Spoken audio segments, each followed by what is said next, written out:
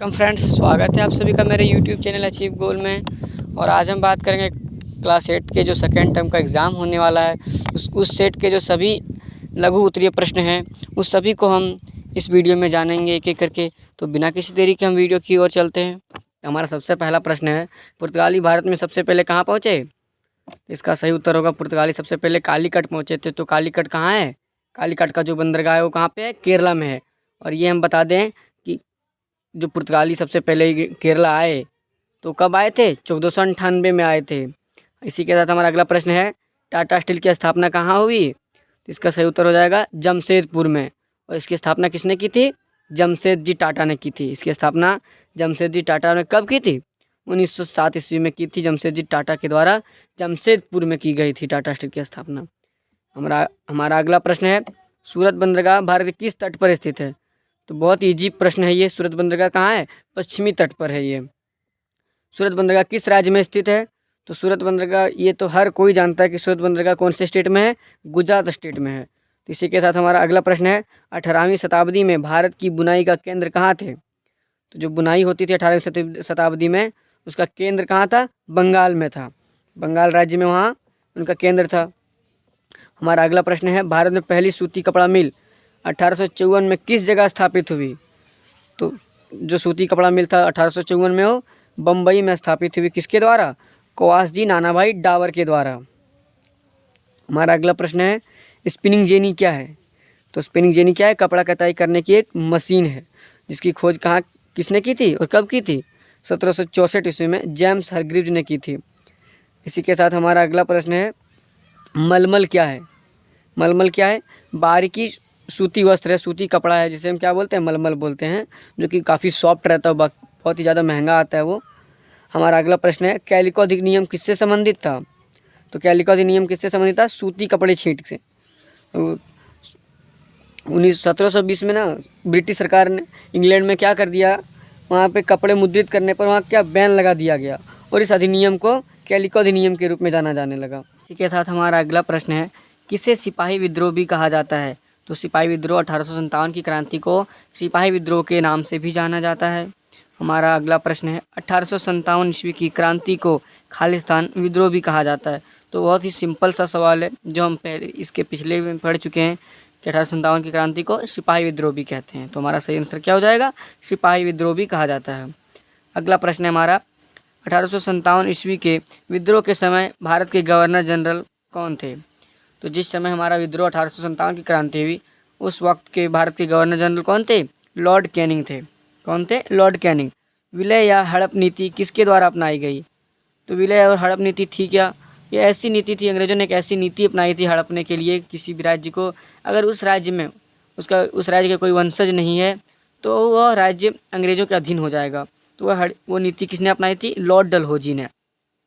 Lord Dalhousie द्वारा राज्य हड़प की नीति के आधार पर राज्य विलय का सही क्रम चुने।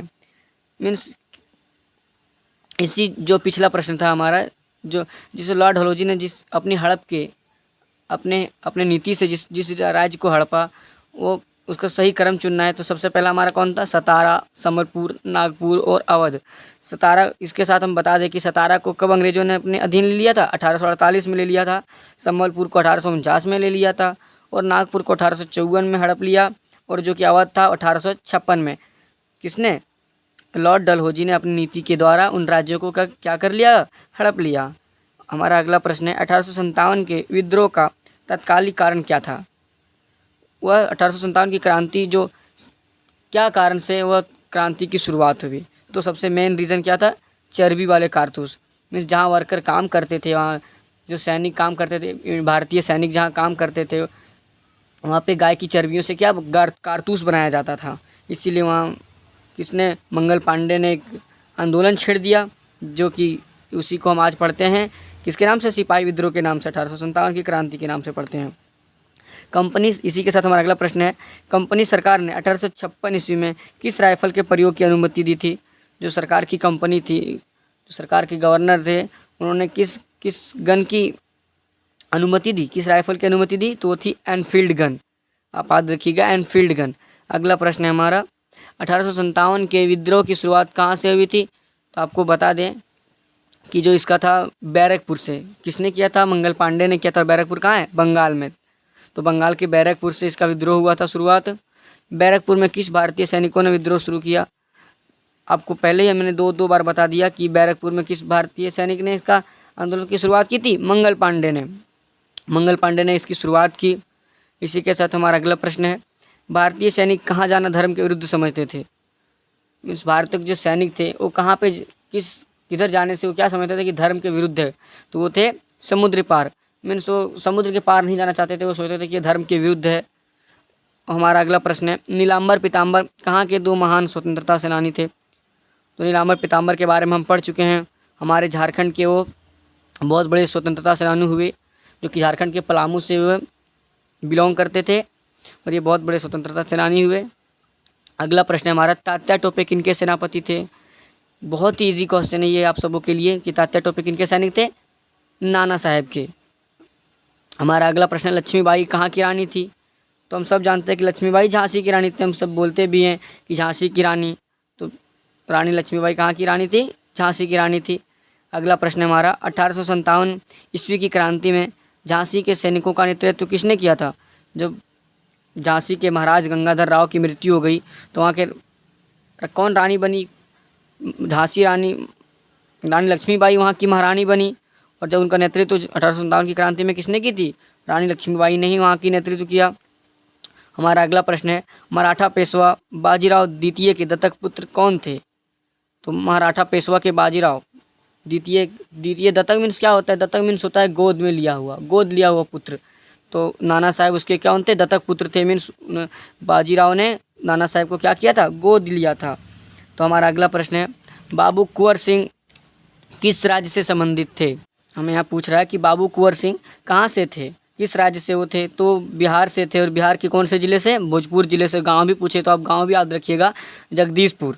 या आपको कभी भी पूछ दिया जा सकता है आपके एग्ज़ाम में, तो आप याद रखिए कि बिहार के भोजपुर ज़िले से और जगदीशपुर गाँव से वो बिलोंग करते थे, बाबू कुंवर सिंह। अगला प्रश्न है हमारा, ठाकुर विश्वनाथ सहदेव को फांसी कब दी गई? हम ये पहले जानते हैं कि ठाकुर विश्वनाथ सहदेव थे कौन। तो हम आपको बता दें कि जो ठाकुर विश्वनाथ सहदेव थे वो झारखंड के बहुत बड़े स्वतंत्रता सेनानी थे। उन्होंने अंग्रेज़ों को कभी झारखंड में चढ़ने के लिए नहीं दिया और रांची को उन्होंने स्वतंत्र रखा, लेकिन उन्हें फांसी दे दी गई 16 अप्रैल 1858 को। उन्हें पकड़ना मुश्किल था, लेकिन झारखंड के कुछ गद्दारों की वजह से उन्हें पकड़ लिया गया और उन्हें चतरा से लेकर रांची तक उन्हें पैदल लेके गया था, ताकि हमारे देश में ये दहशत रहे कि कोई भी विद्रोह करे अंग्रेज़ों से कोई विद्रोह करे तो उन्हें ऐसी सज़ा मिलेगी। तो चतरा से उन्हें रांची तक उन्हें पैदल ले जाया गया था और वहाँ पे फांसी दी गई थी कदम के पेड़ में। उन्हें 16 अप्रैल 1858 को उन्हें फांसी दे दी गई थी। अगला प्रश्न हमारा, झारखंड के स्वतंत्रता सेनानी उमराव सिंह और शेख भिखारी को 8 जनवरी 1858 को कहाँ पर फांसी दी गई? तो इसका सही आंसर होगा कहाँ पे? चुट्टूपाली घाटी में। अगला प्रश्न हमारा, विद्रोहियों ने किसे भारत का सम्राट घोषित कर दिया? विद्रोही जो थे, जो 1857 की क्रांति में जो विद्रोही थे, उन्होंने किसे अपना सम्राट घोषित किया, भारत का सम्राट? तो वो थे बहादुर शाह द्वितीय को। इसी के साथ हमारा ये वीडियो समाप्त होता है।